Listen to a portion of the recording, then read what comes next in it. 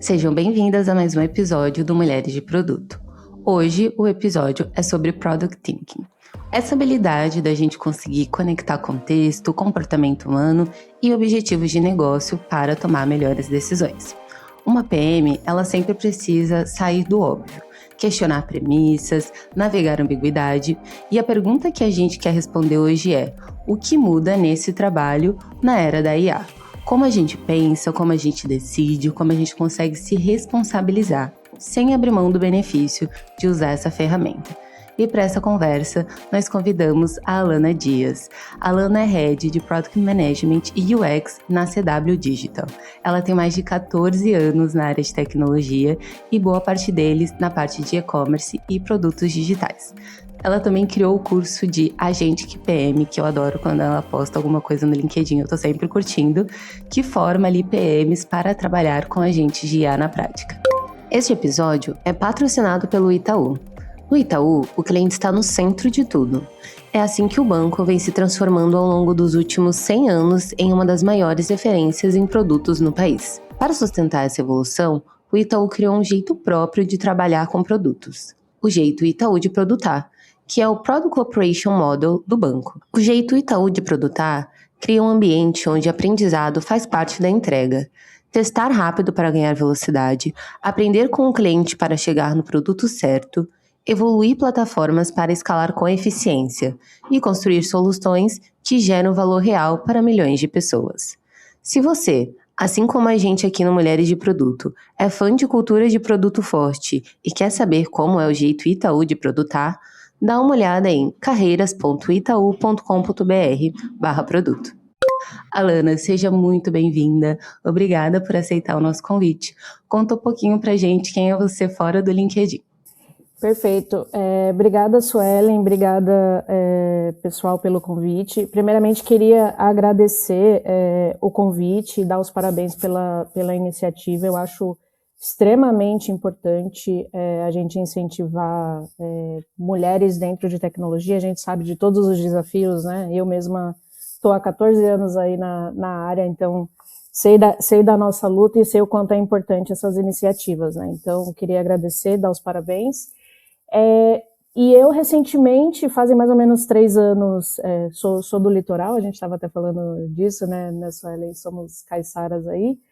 Sou do litoral de São Paulo, me mudei para São Paulo ali para fazer faculdade, né, em tecnologia. Trabalho na área aí há 14 anos, e recentemente, fazem aí uns 3 anos, eu me mudei para a Europa, então eu moro aqui em Lisboa, continuo trabalhando para o fuso horário do Brasil, né, então continuo trabalhando para empresas brasileiras.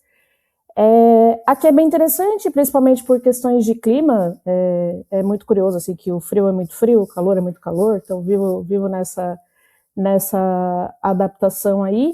E fazem mais ou menos também uns 2 anos aí, Suelen, que eu sempre gostei muito de estudar sobre futurismo, então desde que eu comecei a trabalhar em tecnologia, eu sempre achei muito interessante essa parte de entender como que o futuro será moldado, e a gente sabe que basicamente a tecnologia é o centro disso, né? Então eu sempre achei muito interessante, sempre estudei por hobby mesmo, sempre gostei muito, então eu estudo desde, em algum momento a gente não vai ter mais doenças genéticas que vão ser capazes de matar o ser humano, até, será que vai existir imortalidade ou não? Essas perguntas bem filosóficas, assim, então eu sempre gostei bastante.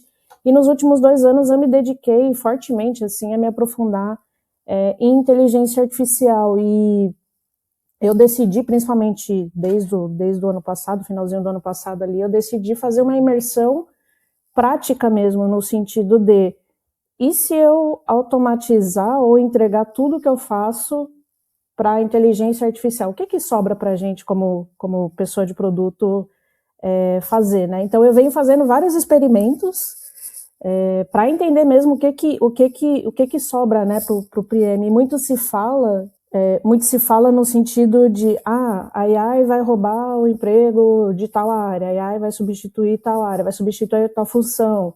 Não, então o PM vai fazer o trabalho do dev, o UX vai fazer o trabalho de tal pessoa, e fica muito essas questões, mas para mim o grande ponto é a gente conseguir entender o que sobra para a nossa função quando a AI consegue fazer tudo ou boa parte, né? Então, acho que esse debate é extremamente importante e é isso que eu venho tentando fazer. E aí, desde janeiro, mais ou menos, né? Então, eu acumulei bastante conhecimento ali, bastante conteúdo mesmo. Desde janeiro, eu venho compartilhando isso, principalmente no LinkedIn. E eu recebi muitas mensagens, assim, de pessoas pedindo ajuda, falando, putz, mas e aí, por onde eu começo? O que eu faço? Como que é essa questão de agente de AI, mas o que a gente faz, o que ele não faz, e até onde eu vou, até onde a AI é confiável, não é? Então, foi daí até, depois das pessoas realmente pedirem mesmo, foi daí até que eu comecei a criar esse curso mesmo, para que a gente consiga trabalhar e ser os CPMs, né, ser pessoas de produtos muito voltada para essa parte agêntica mesmo, que eu entendo que é o futuro, né? Muita gente fala do builder, né? Então agora nós vamos ser builders. Ok, eu concordo, faz sentido, né?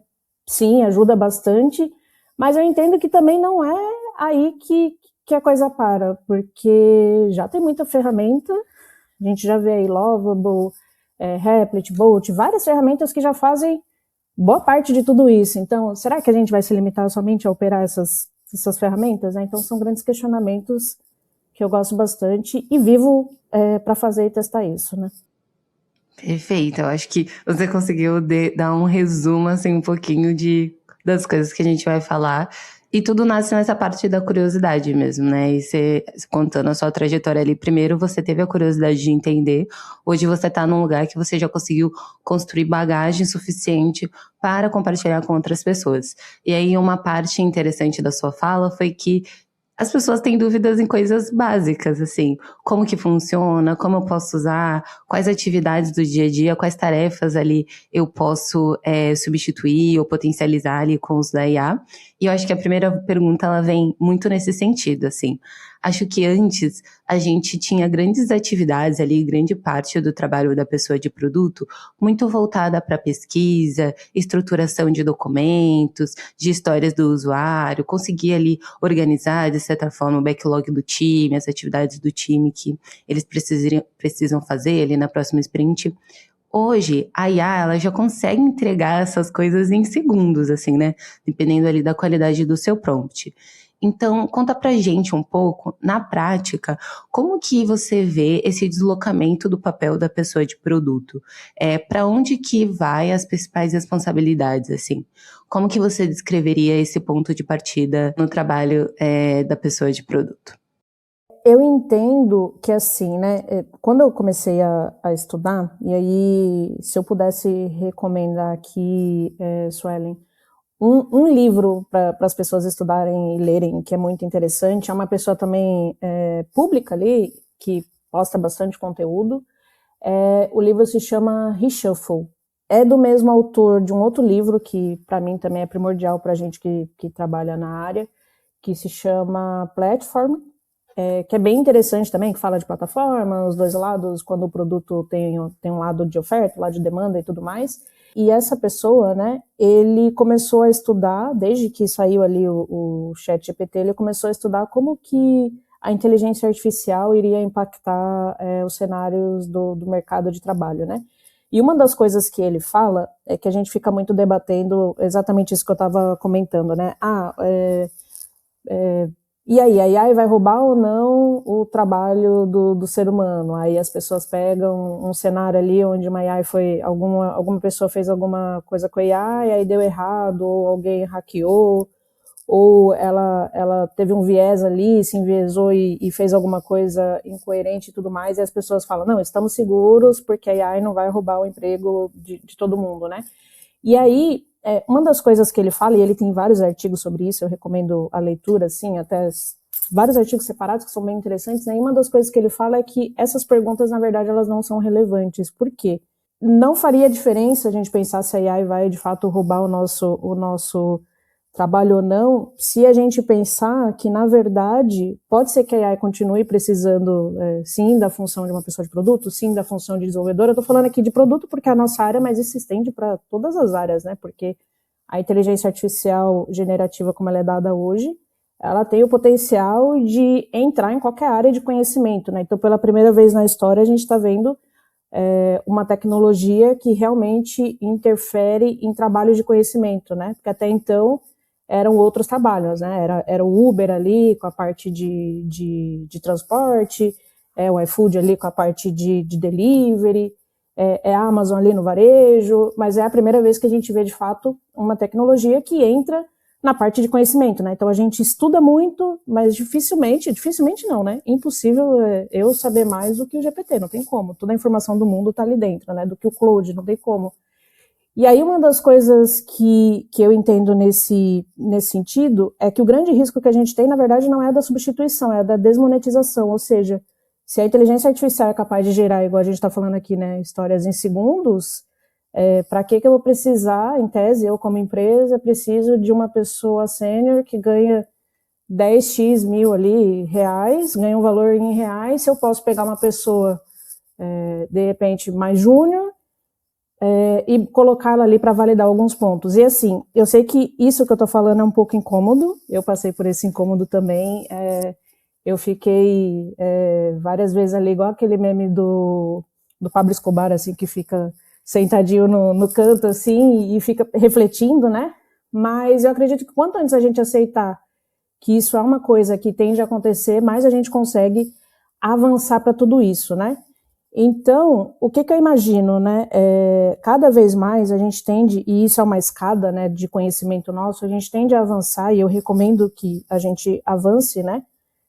Para tecnologias e para formatos de tecnologias onde nós, como pessoas de produto, a gente saia da operação e vá mais para a camada estratégica, para a camada de objetivo de negócio, para a camada de resultado, porque se eu consigo, né, gerar a história, gerar uma PRD em segundos, será mesmo que é tão relevante eu ficar horas validando aquilo? Ou será que é mais fácil eu, de repente, lançar aquilo ali mais rápido e fazer aquilo ali mais rápido e, de fato, conseguir um output, né? Então, a gente tem que saber refletir, nesse caso, o que é menos custoso. É eu validar o que a inteligência artificial está fazendo. Lembrando que quanto mais eu fizer isso e só fizer isso, eu tendo a perder valor contextual no mercado. Ou será que é melhor eu fazer testes rápidos, e aí usando ferramentas de prototipação, sendo builder, igual todo mundo fala, e conseguir tentar medir o ROI disso quanto antes. Então, a gente tem que saber ponderar esse trade-off, eu acho que é o grande ponto aí, e a gente tem que ficar testando, né, o tempo inteiro. Nossa, eu gosto bastante desse ponto que você trouxe sobre o testar. A gente fala muito sobre a cultura de experimentação na área de produto, e aí quando vem a era da IA, parece que a gente está tão preocupado com essa parte que é menos relevante, que é será que a IA vai substituir o meu trabalho? E a gente esquece que também é uma ferramenta na qual a gente também pode aplicar essa mentalidade. Vamos testar, vamos entender onde funciona, qual atividade no meu dia a dia que eu posso encaixar ali a ferramenta. Então, gostei bastante dessa parte que você trouxe. E aí, você também falou sobre Cursor, Cloud, enfim, sem essa grande base de conhecimento, né? Então, eles têm por conta de todo o conteúdo, eles poderem acessar todo o conteúdo da internet, enfim, eles têm bastante acesso a dados e a informação. A gente também sabe que esses modelos de linguagem, eles funcionam prevendo a resposta mais provável. Então, a resposta que o usuário vai mais se agradar ali, vai qualificar como uma resposta boa. Então, a mais aceitável, a mais coerente ali para os padrões existentes. O Product Thinking, ele vai na via contrária, né? Porque muitas vezes a gente está pensando em algum edge case, algo que a nossa definição de produto ainda não cobriu. Então, a gente precisa pensar nesses trade-offs que eles não são tão óbvios. Nas decisões ali e usando sempre informações mais complementadas. Como que você vê também a gente mantendo esse músculo ativo de questionar o output ali da IA e garantir que a gente vai conseguir seguir um caminho mais seguro mesmo utilizando essa ferramenta? Você sabe que isso é um risco, e eu já passei por isso no sentido de fazer uma pesquisa bem aprofundada até, não foi nada muito simples assim, e a AI, ela me enviesou de uma forma que, se a gente não tomasse cuidado, a gente teria tomado a decisão errada. Então, era uma pesquisa de mercado para decidir qual ferramenta a gente ia usar dentro do produto. e ela recomendou, e aí depois eu reconheci, eu falei, putz, eu passei o viés, né? Ela recomendou ir pro lado A, e aí depois, quando a gente foi aprofundar, a gente falou, putz, o lado A é inviável, por questões X, Y, Z aqui, na verdade a gente deveria ter ido pro lado B. Aí quando você volta, é incrível, né? Quando você volta, ela fala, realmente, você tinha razão, nossa, como eu não pensei nisso antes, né? Então, além de umas coisas mais básicas, assim, de testar em várias AIs diferentes, né? Então, por exemplo, eu uso muito e eu recomendo demais o Claude no dia a dia. Eu acho que dos chats ali, né, digamos assim, dos produtos finais ali, é a mais robusta para a gente de produto, até para os devs também. Eu vejo muitos debates de engenharia, o Claude é o que mais se destaca ali, né? Mas, apesar de que toda semana isso muda, né? Toda semana avança, aí surge um modelo novo, aí fala, putz, agora esse outro aqui tá melhor e tudo mais. Aí depende também do objetivo. Mas o que eu recomendo, né? Primeira coisa e mais básica é a gente, saber qual das AIs é melhor para quê. Então, por exemplo, se eu quero fazer uma pesquisa, um benchmark, né? Se eu quero fazer um benchmark, eu recomendo que a gente use ferramentas ou chats ali que são mais online, né? Quais são elas, né? A principal delas, na minha visão, é o Perplexity. Por quê? Porque ele é meio que, além de tudo, ele tem o Comet ali, que é um browser e tudo mais, inclusive é o que eu utilizo no lugar até do Chrome já, mas ele tem essa questão de ser bem online, né? Então, tudo que você perguntar ali para ele automaticamente ele já vai buscar todas as fontes mais atualizadas possível. Então, ele já tem nativo nele ali essa questão de fazer as pesquisas. Se eu quero buscar uma questão, vamos supor, né? Eu quero fazer uma pesquisa que, por algum motivo, meu objetivo está relacionado à imagem. Então, é melhor você ir ali, possivelmente, pro Google, pro Gemini, pro Nano Banana. Eu quero fazer uma pesquisa mais geral, mais estratégica. Aí não tem jeito, aí você vai pro Claude. Eu quero saber um pouco mais, uma visão mais online, mas no sentido de opinião pública. Aí o mais recomendado de longe é o Grok. Por quê? Porque aí ele tá plugado ali no Twitter e tudo mais, tem várias outras questões ali dentro, né? Então é importante, a primeira dica é essa, né? Você entender para que serve, para que cada modelo ali é mais forte. Então nunca usar um só, né? Nunca usar só o Claude para fazer qualquer coisa, nunca usar só o GPT para alguma coisa. Sempre usar mais de um e considerar essas peculiaridades. E o segundo ponto é a gente também usar, tem até um nome para isso, que é você usar a própria LLM como um juiz dela mesma, né? Então, em algum momento, quando você começar a mexer com agents, você vai perceber que uma das formas de você garantir que o agent não vai alucinar, né? Dado que ele tem um objetivo ali, ele pode fazer várias coisas, você dá o objetivo e o output dele não é determinístico, né? Igual quando a gente faz um software comum. Quando uma das técnicas é você botar um outro agent para validar aquele primeiro. Então, a gente pode fazer isso também até no dia a dia, né? Então, se eu fiz uma pesquisa no GPT, eu pego essa mesma pesquisa, vou lá e valido no Claude. E aí eu pego essa outra mesma pesquisa e vou lá e valido no outro. E falo, o Claude me falou isso, o que você acha? O GPT me falou isso, e aí, o que você acha, né? Uma outra forma também, além dos mais clichês, né, de trabalhar com prompt e tudo mais, é você mexer com os próprios parâmetros da linguagem ali.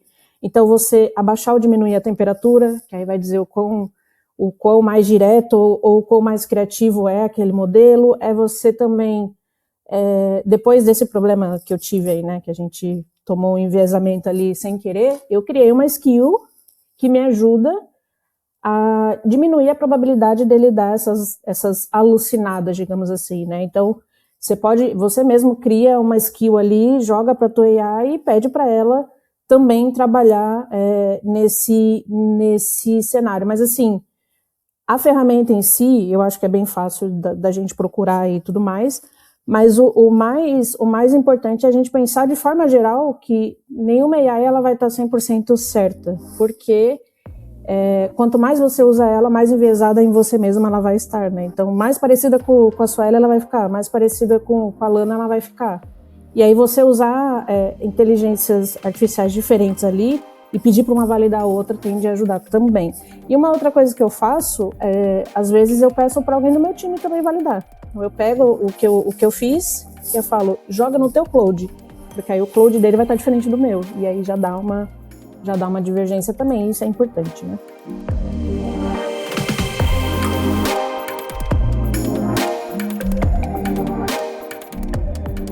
você tá gostando do podcast, tá gostando do nosso conteúdo, para entrar em contato com a gente é só mandar uma DM no Instagram.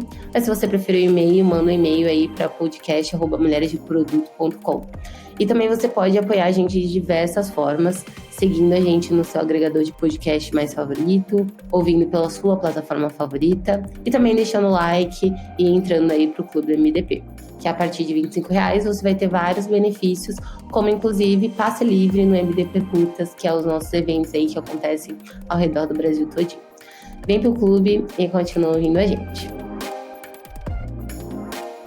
Esse ponto que você trouxe de ela vai ficar mais enviesada a ferramenta de acordo com as informações que a gente vai passando. É como se ela quisesse sempre agradar a gente pra gente aceitar ali aquela resposta, porque querendo ou não, é uma ferramenta e essa seria meio que a métrica ali de sucesso da ferramenta. A resposta está boa o suficiente para o usuário aceitar. E aí, utilizar a própria ferramenta como um juiz, né, que eles falam de LLM as a judge, ajuda bastante, mas essa outra camada de sempre passar por um humano, por um viés humano, uma análise humana é sempre importante. Então, somos seres humanos, somos críticos, precisamos adaptar ali a resposta, ver se de fato faz sentido ou não, antes de seguir com aquele resultado, tomando isso como verdade. Então, perfeito, eu acho que é aí que mora realmente o segredo para utilizar bem a ferramenta. Bom, e também tem um padrão que parece muito nos usos de ferramentas de IA. Então, a IA expande, que é um pouco do que você falou, né? Ela pode ser mais ou menos criativa, a depender da temperatura. Ela organiza, ela acelera, ela também vai interpretar ali o prompt, as informações que você está colocando, para ajudar a gente ali a decidir, a priorizar. Como que você explicaria esse limite, assim, para alguém que ainda acha que a IA vai substituir a parte do julgamento humano na área de produto? Acho que ali na primeira pergunta a gente falou muito sobre substituir em termos de fazer tarefas do dia a dia ali, tarefas mais operacionais. No fim, alguém precisa ditar e direcionar para onde a inteligência artificial vai, né? Então, seja validando até onde o limite dela vai, então essa parte do human in the loop, né? Então, a AI gerou um output, esse output é bom ou é ruim, né? Até que aí é onde eu acredito mais que é onde fica o nosso valor, né? Eu acredito que quanto mais a gente virar apenas validador do que a AI faz, maior é o risco da gente sofrer a desmonetização, né? Quanto mais a gente conseguir trabalhar na camada estratégica e de desenhar, fazer design dessas inteligências, dos agents e tudo mais, maior é o nosso valor contextual, né? Porque mais a gente vai conhecer do todo e maior vai ser maior vai ser a nossa relevância com relação ao que a inteligência artificial de fato faz ou não, né?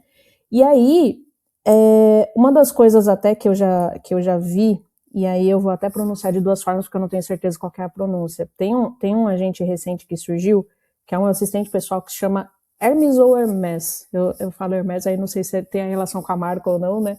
Mas eu acredito que seja Hermes, tá? E aí, uma das coisas que ele fez, e eu já vi até cases de pessoas de produto fora do Brasil utilizando e até ficando um pouco assustada, assim, uma das características que ele tem é que ele é um agente de inteligência artificial que você consegue utilizar ele no dia a dia.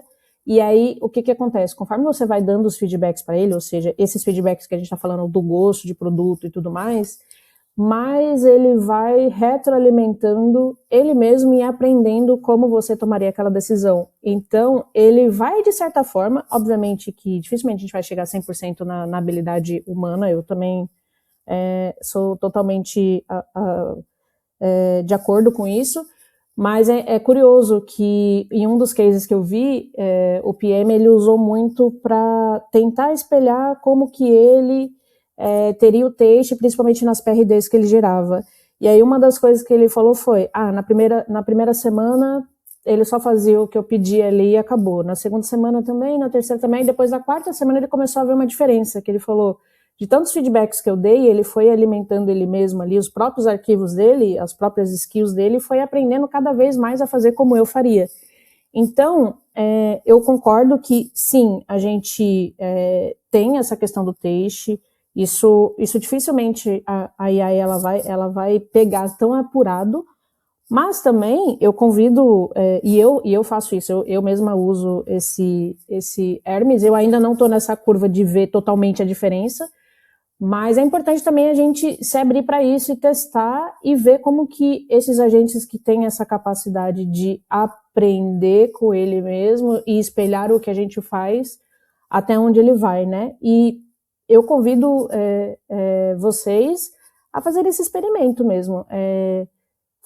Cria um agente de AI, teste o julgamento dele ali e vá alimentando para ver até onde ele vai, né? E aí é até uma forma também que eu acredito que a gente aprende muito mais quando a gente usa e coloca em prática, né? Então, coloque em prática também a forma como você dá o feedback do gosto, né? Porque como que você exercita e sabe que a AI, ela precisa do teu feedback. Então, é importante que você exercite também, né? Assim como a AI, ela vai aprendendo com a gente vai aprendendo também a trabalhar com a AI, né? E tende a mudar a forma como a gente também trabalha e dá os nossos feedbacks, porque a forma como eu dou um feedback para um humano é diferente da forma como eu vou dar um feedback para uma inteligência artificial, né? Então, acho que isso é importante também. Sim, e são habilidades que elas são realmente reaproveitáveis em vários cenários. Como pessoa de produto, a gente precisa saber dar feedback para os nossos pares, mas também quando a gente está utilizando a ferramenta. Eu acho que uma das coisas que até me fizeram ficar bastante tempo usando só uma ferramenta era justamente agora eu tenho que aprender a dar contexto do zero para essa outra ferramenta. Até que eu virei a chavinha de se eu criar ali os arquivos, organizar um projeto de uma maneira reutilizável, eu não preciso começar do zero quando eu for para outra ferramenta, porque eu também consigo passar esse contexto. Mas ainda assim tem essa curva que você comentou, né, de ficar testando, entender como a ferramenta funciona e se adaptando à ferramenta, enquanto a ferramenta também se adapta ao seu estilo, né? Sim, e até tem uma coisa curiosa que uma pessoa do meu time, ela falou assim: Alana, eu não gosto de usar o Claude. Aí eu falei, mas por quê? Ela, não, porque o GPT é muito melhor. Eu falei, mas por quê? Aí ela me mostrou um dia, ela falou assim, olha esse exemplo aqui, olha essa spec que eu tô criando no GPT e que eu tô criando no Claude, tá totalmente diferente. Aí eu falei, mas quanto tempo faz que você usa o GPT? Desde quando saiu? Desde 2023. Quanto tempo faz que você usa o Claude? Um mês. Aí você fala, é isso, né? Porque uma tem todo o contexto desde quando começou ali, tem 3 anos, 4 anos, sabe da tua vida, sabe como você é e já tá parecida com você, a outra você vai ter que ensinar ali mesmo. E inclusive já tem até formas hoje de você exportar o seu contexto de uma e jogar na outra, né? Então até isso, esse lock-in de dados que antes eu acreditava que ia ser uma coisa que ia segurar bastante as pessoas, né? Falar, putz, as pessoas, dificilmente elas vão sair do GPT totalmente e ir para uma outra ferramenta, porque o GPT tem muito histórico, né, de todas as pessoas. Mas aí eu já percebi que agora já está mais fácil, né? Porque até migrar essa memória, entre aspas, as próprias ferramentas já fazem, né? Então é bem interessante. Realmente. E aí agora, indo até para um próximo bloco de perguntas, tem um post no seu LinkedIn que é muito bom, que você fala que por muito tempo ali a função de produto ela é vista como tradutor, né? Transformando problemas de negócios em requisitos ali para o time. E que hoje a IA aprendeu esse idioma e consegue fazer essa tradução de maneira muito mais rápida, e até ali no final do post você convida as pessoas a entenderem e a se tornarem esse PM que resta, né? Então explica um pouquinho aqui pra gente, melhor, assim, essa virada de papel do PM, assim, quando essa necessidade de tradução some, o que acaba sobrando e quais são essas características desse PM que resta, né? Que eu entendo que é o PM quem vai ficar mesmo na era da IA. Perfeito. Esse foi um dos posts que eu até brinco que eu já tenho alguns haters, né? Algumas pessoas até me mandaram mensagem bravas, assim, pô, mas aí você tá falando que não vai ter mais pessoas de produto e tudo mais. Mas assim, né, isso é muito relacionado ao que eu te falei de que eu fiz esse experimento com a minha própria carreira, né? Então eu falei, isso é entregar tudo para AI, né? O que mais eu vou fazer? E aí eu percebi que são fases, né? Então, eu acredito que tudo começa com a gente usando, de fato, ali GPT, Gemini e tudo mais, usando os chats. Ali a gente já acha que ganhou superpoderes, fala, putz, agora ele me gera tudo, tô feita, né? Depois disso, o que eu entendo? A gente evolui para uma fase um pouco mais copilot. Então, é quando a gente aprende a usar algumas ferramentas para automatizar algumas coisas e criar alguns cenários que já rodam, entre aspas, sozinho, né? Então, eu imagino que quem está no ecossistema Microsoft tenha isso também, até o próprio Microsoft usa o Copilot como nome, né? Mas eu uso muito mais o Workspace, e dentro dele ali já tem uma parte agêntica que você consegue pegar a transcrição de reunião. Eu já faço isso hoje, eu faço um discovery, entro numa sala, a gente grava tudo, transcreve, o próprio Gemini já transcreve, já gera resumo, etc. Você consegue já pegar aquela automação, aquela reunião que você fez, que você detalhou ali, você já consegue integrar aquilo ali com uma outra ferramenta, com docs da vida, ou você pode integrar, a gente usa muito aqui Notebook LM para várias coisas também, para produzir material, e você consegue ir integrando essas coisas, né? E aí você já consegue ir para esse modo mais copiloto, né? Você tem a inteligência artificial ali dentro do teu ecossistema, quanto mais dentro do ecossistema ela tiver, melhor, porque ela pega tudo, né? Então, por isso que eu falo muito de Microsoft, ou que aí tem o Copilot, ou Workspace, que tem os agentes lá dentro, e você vai avançando, então ali você já tem um ganho de produtividade, porque a AI está te ajudando no cenário, né? O terceiro passo, aí eu entendo que é a parte nativa, assim, você vira um PM Native AI.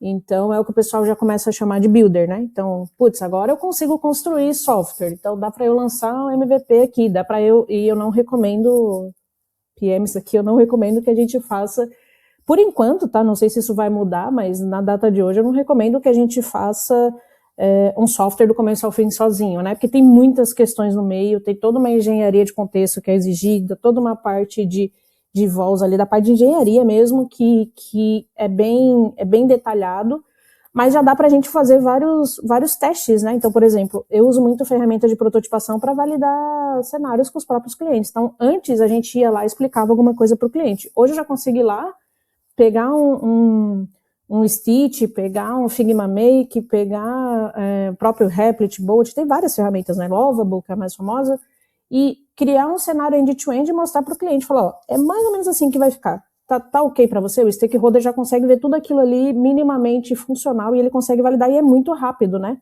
Então, essa parte do builder, até para lançar MVP eu sou a favor, ou fazer provas de conceito, eu sou a favor da gente fazer, né? Não o software como um todo, mas para produtos menores e testes, eu acho que super vale a pena. Então, a gente avança aí já para um papel que sai lá de quem conversa no chat para alguém que gera entregáveis já pré-prontos ali para o dev, né? E aqui a gente chegou no nível já de uma das coisas que a gente faz, além de trabalhar spec-driven, né, totalmente orientada ali para agents já, a gente gera boa parte das prototipações já num cenário funcional. Então, o desenvolvedor, né, o engenheiro ali, ele pega aquele arquivo e ele importa para a ferramenta dele também, que é a agêntica ali, para o Cloud Code da vida, e ele dali ele já puxa, e aí a interface já fica, a jornada e a interface já fica muito parecida. Por quê? Porque foi a gente que prototipou. Então, essa parte também a gente ganha produtividade, né? E aí, para mim, até aí a gente está falando muito de evolução de jornada de dentro para fora, né? A gente começa a dar o salto de verdade quando a gente começa a criar os agentes. Então, eu saio de todo esse cenário que, eu falo com a AI, eu vou lá, uso ela no meu workspace, depois eu vou lá, crio alguma coisa, prototipo alguma coisa, para criar os agentes, que é quando eu dou um objetivo para ele, e aí eu solto um pouco a mão e vejo até onde ele vai. Eu dou mais um objetivo, aí eu vou lá, acerto as réguas até onde ele pode ir, vejo até onde ele vai. Então, essa parte de conseguir começar a trabalhar com agentes, aí eu acho que é quando a gente começa a dar o salto de verdade, né? Aqui, a gente já consegue, aí onde eu trabalho, né, startup que eu trabalho, a gente já consegue criar agentes que espelham o papel do UX, que espelham o papel do PM, que espelham o papel de alguém que faz as atas, detalha, que faz o discovery e tudo mais. Ainda é muito desafiador, porque você ainda precisa nivelar demais o conhecimento, você precisa dar muito contexto, tem que tomar muito cuidado porque alucina sim, não pode soltar a mão totalmente, porque aí ainda é uma falácia achar que vai soltar e vai fazer tudo magicamente, mas já é um salto que você já coloca ali e já roda. Então você já coloca ali, pega uma demanda de uma call que você fez e fala, cria para mim a história, a spec, e cria o protótipo. E ele já chama, um agent chama o outro, e fazer o outro, e fazer o outro, e sair do outro lado. Então eu acho que esse é o primeiro grande salto que a gente dá, assim, que dá aquela impressionada, você fala, putz, então é isso que eu tenho que fazer. Por isso que eu falo do PM agêntico, né?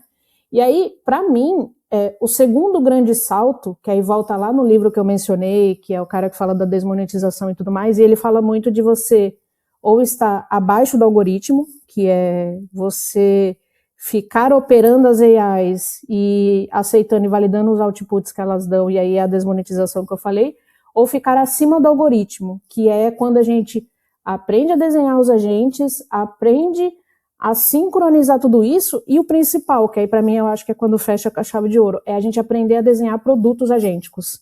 Então é a fase também que a gente está fazendo aqui na startup de commerce, né? Então, como aqui eu trabalho com commerce, uma das coisas que eu faço é desenhar agentes para o usuário final, para ele conseguir, por exemplo, fazer uma cotação de um grande pedido que ele tenha. Então, antes ele ia lá, ele entrava numa ferramenta, digitava o pedido dele, a ferramenta ia lá, processava tudo aquilo e jogava para um RP processar, entregar, faturar e tudo mais. Agora, essa interface e essa camada, ela muda totalmente, porque ele pode simplesmente pegar, subir um arquivo lá, ou gravar um áudio e falar, quero fazer uma cotação que vai entregar em tal lugar, com data tal, preço até tanto, negocia para mim isso, aquilo outro, e o agent ali, com o objetivo de negócio, então perceba, né, o usuário final passa a passar uma meta, e o agent ali processa tudo aquilo e joga para o software fazer. Então, para mim, o nível mais avançado que a gente pode chegar